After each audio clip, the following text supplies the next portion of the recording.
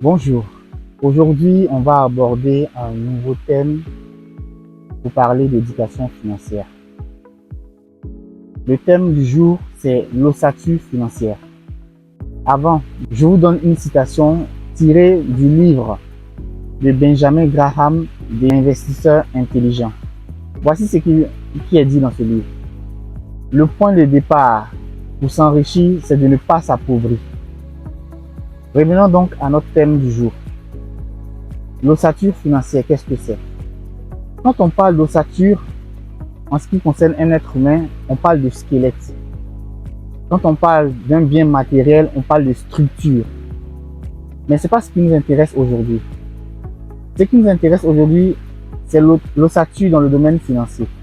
Comment est-ce que les finances sont structurées pour définir les 3 temps de l'organisation financière? Donc, l'ossature financière, c'est la déclinaison du temps dans ces 3 segments. Le court terme pour l'épargne, le moyen terme pour le confort et le long terme pour la retraite. Voilà comment est-ce que votre organisation financière doit se décliner. La plupart des experts sont d'accord pour dire qu'il concerne l'épargne, il faut constituer 6 mois de ses revenus mensuels.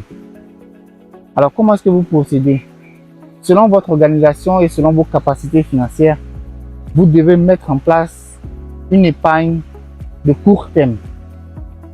On la qualifie d'épargne de précaution parce qu'elle permet d'amortir les chocs sur un temps très court.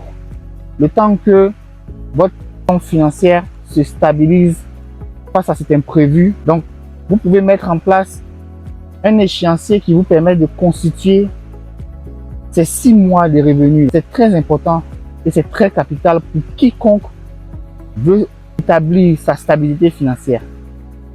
Une fois que vous avez mis en place l'épargne de précaution, vous pouvez maintenant vous projeter sur ce qu'on appelle l'épargne de moyen terme, qui est l'épargne de confort.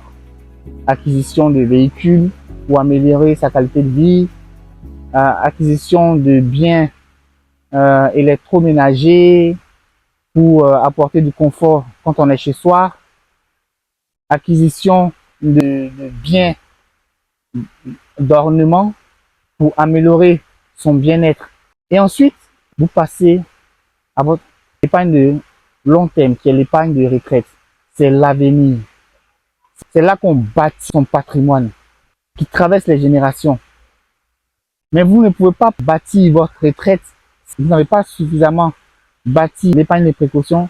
Le moyen terme et le long terme sont dépendants du court terme.